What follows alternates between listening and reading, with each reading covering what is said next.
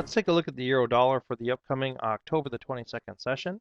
And for all of you who are emailing, thank you very much for emailing and wondering what happened to us. A big batch of the flu went around here. So we appreciate your patience and I'm glad that you missed us. So let's take a look at again the euro on the daily chart. And what I want you to take a look at here on the daily chart is, do you see every day we had 3 strong days up, and since then there's been a lot of indecision. And what you want to note is the top of this range. That's very, very important. And when we get down to the 4-hour chart, we're going to take a look at that, and you can see that we've had some movement to the upside again, just barely. We had a spike here just a little while ago. One thing we do want to notice is that we've had the MACD continuing to tell us that this trend is weakening. It's diverging as prices continuing up. And that's significant, especially on a 4-hour time frame. We could be looking for a pretty good pullback. So we're going to be seeing if there's something on the lower time frame that might help us to negotiate this. And we just want to, again, be very mindful that right in here is the top of this range. Right in that level right there is the top of the range that we saw on the daily chart. We've just recently just popped and exploded just above it. So you can see that we've had this nice movement to the upside. So this is going to give us a couple very, very nice trades to possibly negotiate for the upcoming session. We want to take this down to the, actually we're going to take it down to the 30-minute, and we're going to look at it from that point of view. As this switches over, we're going to move the chart over. And there's that red line that we just dropped in. And this is going to most likely develop during the Asian market. And what we're going to watch for during the upcoming sessions are 2 key points of support and resistance. One is going to be this level right here. And the reason that we're going to watch that is because that's where price paused on this rally before it went up. Significance of getting on top of that, this resistance area right here. And the other area that we're going to watch for is right here. So that's going to give us our range to look for to construct some trades from. So the first buy and sell, the easiest buy and sell we're going to look for is a close above this resistance level here on a 60-minute chart. And you remember that you only have to check that every hour. So you folks that have very, very busy lives out there, it's a good thing to watch for. This level right here, a close below this level right here on a 60-minute chart, we'd be looking for a sell. Those are going to be the 2 easiest buy and sell, one buy, one sell.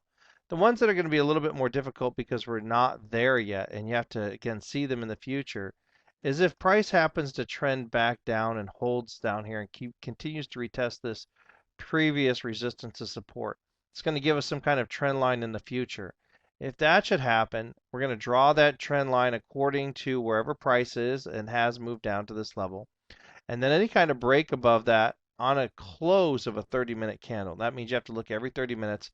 On the close of a 30-minute candle, we're going to go long, and we're going to take some money off the table here and see if it continues on. Likewise, if price happens to get up to this level up here, this resistance level, and it holds up in this level, right? It kind of basically comes down here, finds a trend, and keeps moving up, and comes up here, then bounces along, gives us a nice little trend line out here in the future, holds, and then closes below whatever trend line's there in the future, then we'd be looking for a sell there as well. So we have we have 2 buys and 2 sells. The clearest ones are on a 60-minute close outside these bands, and the inside this range, which is not a bad range, it's about 70 pips or so. Inside this range here, we're going to look for closes on the 30-minute chart wherever any kind of trend lines are constructed. And that's what we're going to be looking for the euro dollar in the upcoming October the 22nd session. Let's take a look at the dollar Swiss for the upcoming October the 22nd session. Probably the most significant thing I see developing and that has been developing over the last couple weeks is some MACD divergence on the daily chart. And with that, we can see a nice trend line that's coming down here on the daily chart right here. And as we go down to these charts, you're going to look and see that price action has not been moving all that smooth. Very little follow through here, grinding. We've had some MACD divergence that was here, kind of faked out to the upside. That's the probabilities of trading. Let's make that trend line a little tighter there. And the 4-hour still not giving us a whole lot of love, although it is looking to maybe like it wants to come back to a little bit more up to the upside. Also, getting down here on the 1-hour chart, you can see chop, chop, chop, chop, chop, chop.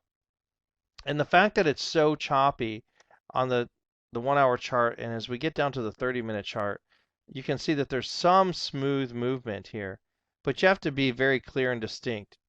So there's nothing really clear and distinct on the lower time frames that I like right now. What I would like you to keep your eye on for the dollar Swiss is for a longer term trend or longer term trade is any kind of close on a 4 hour candle above this trend line, right? That would be a significant trend change. Any kind of close above this trend line here on a 4 hour candle for the dollar Swiss. Other than that, in lower time frames, we're pretty much going to stay away from the dollar Swiss, just not giving us a lot of love at this time. And that's what we're going to be looking for the dollar Swiss for the upcoming October the 22nd session.